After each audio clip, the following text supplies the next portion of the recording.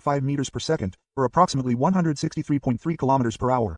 Even after crying, he was still able to throw at a speed rarely seen before, and he exuded a force that was hard to believe came from a body that had just woken up. The spectators gave him a standing ovation that was unbelievable in enemy territory, and everyone was left breathless by his spirit. However, the game ended cruelly. With the score tied in the bottom of the ninth inning, the Dodgers sent Tanner Scott to the mound. However, with the team easily scoring 2 runs and just one step away from sending the game into extra innings, Scott threw a fastball that was too soft.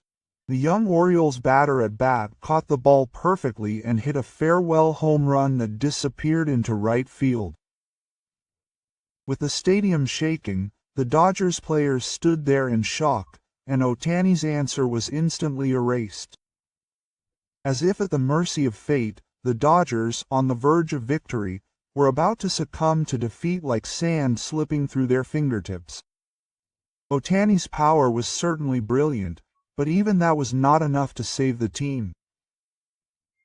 It was truly a night of hope and despair, and for the Dodger, it will go down in history as a black mark on the team. After the game, Dodger legend Clayton Carr appeared in an interview with the Sportsnets, expressing his uncontrollable anger. His first outing was shocking. "We lost again. The order in which Trinity, Capesh, and Scott were used was completely wrong. Yesterday, they fought as if they had given up on defeat, and today, the pitching was completely incomprehensible." The criticism of the starting pitcher, who has been with the team for many years, was sharp. It carried the weight that only a veteran can have. Carr was even more specific.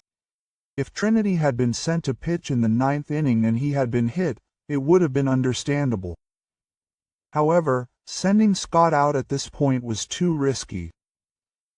He himself said after the last game that he didn't understand why he was getting hit so much. He wanted someone to tell him. That was proof of his mental instability. It was foolish to entrust the ninth inning, which is the deciding factor in the game, to a player like that. His words condemned the management's judgment like a sword. And the Carr Award even came up with a rough idea. Capesh has been pitching consistently since returning from injury.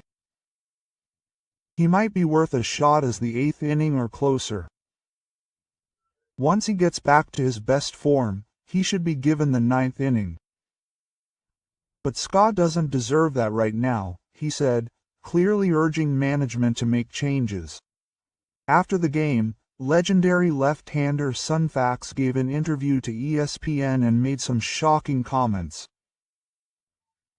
He spoke calmly but with weight. There was fear on Scott's face. "The moment I saw it on the big screen in the stadium, I knew the team was going to lose."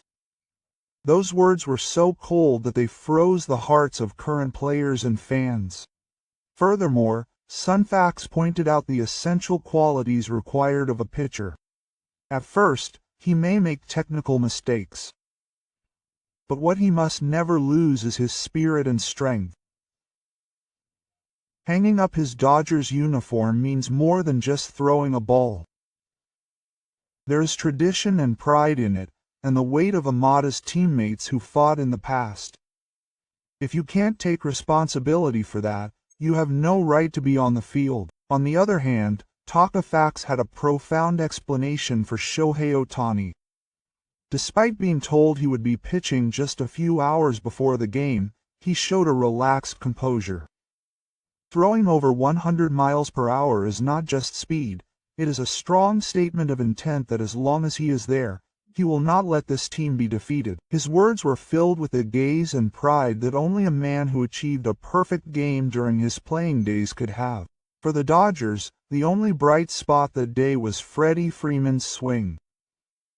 In the 6th inning, when the game was at a standstill and the atmosphere was heavy, he hit a solo home run that resounded with an opener and went deep into the stands. The score was tied in an instant, and the cheers of the few remaining Dodger fans in Baltimore, the home ground of the opposing team, echoed. At that moment, a ray of hope shone on the faces of the players on the bench. However, it was only a very short-lived hope. Other than Freeman, The other batters were unable to perform to their full potential and failed to capitalize on their best chance. Even though they put out a full bat, the Imperial family fell, and they were unable to shake up the opposing team's batsmen, and the offense ended in a halt. Overall, the batting lineup was flat, and apart from Freeman's home run, they showed no real impact. Even so, the media did not focus on Shohei Ohtani. Despite only getting 4 hits at bat, his attitude of pitching with all his heart on the mound after being suddenly asked to pitch was praised.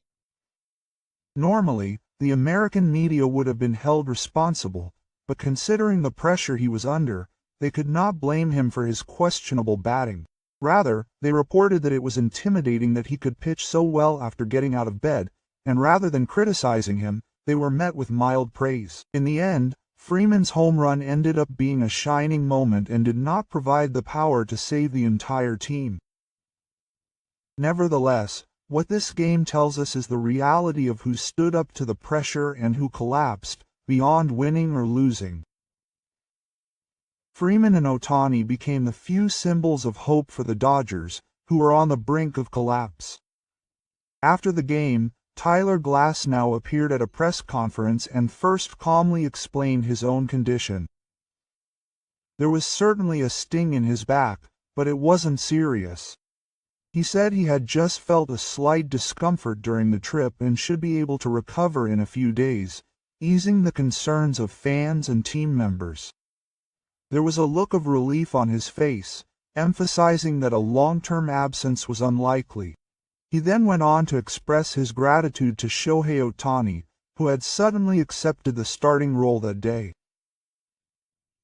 "I was supposed to be on the mound, but Shohei took his place, and he contacted me a few hours beforehand, and I knew everything. It was incredible that he was able to hold the opposition scoreless for 3 2/3 innings despite being fresh from a workout. It's no wonder he didn't produce results in batting. Anyone can lose their rhythm if their preparations are disrupted." But he emphasized that it was truly incredible that he showed such concentration while pitching. Glasnow then went beyond his position and repeated his message to his colleagues. He values routine more than anything. Even the Kerr Trophy and Scherzer have said that it's difficult to maintain form when schedules are disrupted. Even so, Shohei fulfilled his role without any differences, despite the dual responsibilities of being a two-way player. "I have a soft spot for him. If he hadn't been here today, the team would have collapsed much sooner." After the game, Tyler Glasnow calmly and sharply analyzed the responsibility of the team, as if regretting his own absence. And then the abrupt turn was directed at Taner Scott. "He got hit again. Why did he loosen up on the last pitch when he had 2 outs?" The mixture of frustration and disappointment in his voice seemed to pierce the entire team. Glasnow continued, "In that situation, the game could have ended with 1 hit. That's why a momentary lapse in concentration becomes so notorious." Scott may not have understood the severity of it. His words seemed to represent the joy and disappointment within the team, as Ohtani had already prepared for the extra innings at bat and everything collapsed before their eyes. Furthermore, he did not hide his anxiety about the future. "All the pressure will be on Yamamoto tomorrow.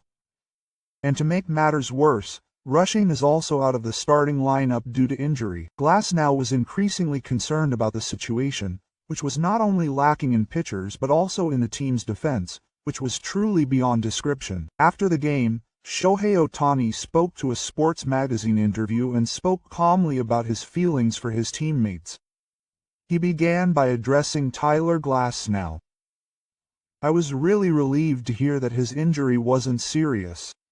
Glasnow is an indispensable member of this team, and he's a necessary addition to the team for the upcoming battles." His expression showed a strong trust in and in his teammates. Ohtani also spoke about his sudden appearance.